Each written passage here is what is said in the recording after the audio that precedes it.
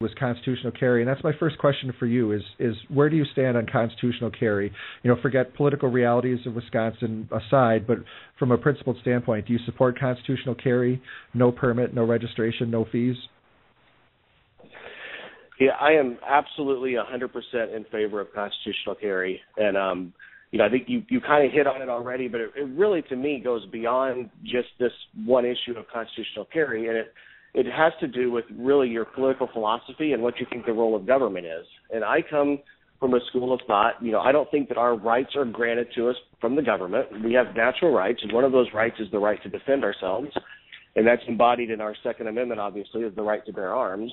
And I don't think the government should be involved in permitting or licensing or testing whether, you're qualified to exercise that right, any more than I think the government should be involved in doing any of those things, permitting or licensing our freedom of religion or our right to free speech or any of those items. So I'm very much, philosophically in line with what you just said, and the fact that, I do believe that Americans have the right and should have the freedom to defend themselves. Yeah, excellent. And so constitutional carry, understanding, and this is something that we pro-gun folks and even constitutional carry supporters had to debate during Senate Bill 93's moving forward. There is a political reality in Wisconsin, and that is that there's it was my feeling that we likely could have gotten constitutional carry passed here in Wisconsin back in 2011, but for I think Governor Walker came out very shortly before as the bill was heating up and said that anything that came to his desk should have a permit and training. So, there is a political reality here in Wisconsin that we have to deal with, and sometimes that means steps and baby steps forward. But one of the things that I've been frustrated with, and this is over the past, seeing things happen over the past year, is that there was I think some behind the scenes things that kept pro-gun bills from moving forward in the state legislature. So I guess just my second follow-up question is, as far as constitutional carry goes, and understanding there's this political reality in Wisconsin, can you make a commitment to the listeners of the show and Wisconsin Carry members that, one, you'd vote for constitutional carry in committee and on the floor of the Senate without reservations, and then the second piece of that is that, that from where you sit, you wouldn't be involved in any crafty tactics to make sure that this thing never came up for a vote, because I think that's what we saw. There's a lot of people that said, they would vote for it, but then they did some things, and that happened, I think, with Senate Bill 93 the first time around, but then they did things to make sure they didn't have to vote for constitutional carry. Can you make that commitment? I'll absolutely make that commitment, and I even want to go further than that. I'm going to be a leader on this issue, and this is, one of a handful of issues that I am running on and that are very important to me. And you mentioned there are political realities, and obviously I will be one legislator, in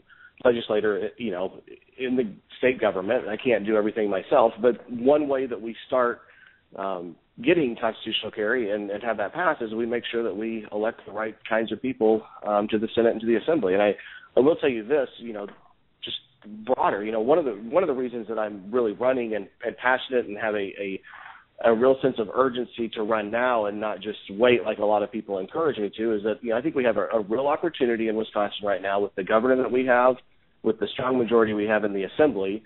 And the Senate, quite frankly, right now is a real problem. And we've got a block of moderate Republicans that are keeping a lot of the more conservative agenda from going forward.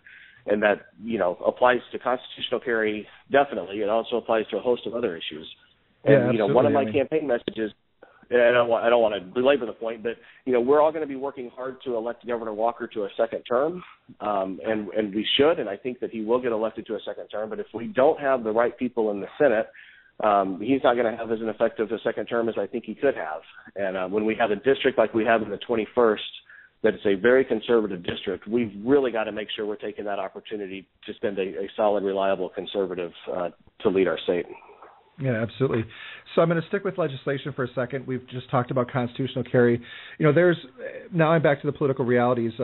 Last year we had Assembly Bill 9, which is one of Joel Kleefish's bills, and that bill died sort of died in committee. It had its public hearing, and then once Wisconsin Carry turned up the heat on it, it got pulled from the committee calendar right before the morning or the evening before the vote that was supposed to take place the next day. And the piece of Assembly Bill 9 that we liked was that right now, if someone drives onto school grounds and they're concealed carried in their vehicle or something, and I think I'm speculating, but I suspect that there's a lot of people, a lot of parents who go to pick up their kids from school and pull onto the school parking lot and don't unload their gun and put it in a case.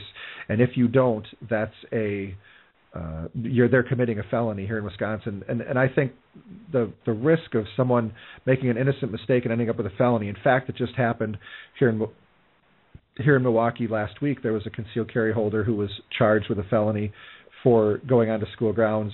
Now he had gotten out of his car and walked into the building and then went back to put his gun back away. But what do you think the prospects are for advancing legislation? And here's the constitutional carry would be one. School grounds carry is another.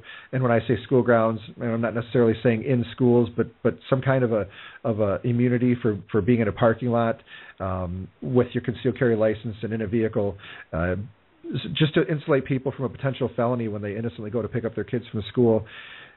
What are your thoughts on the prospects of that actually advancing? We've got Governor Walker, who may have presidential aspirations. I think by the time the next Senate is in session, he'll have been reelected to governor, so we won't be worried about political implications for his election. Well, what do you think the prospects are for those kinds of legislation?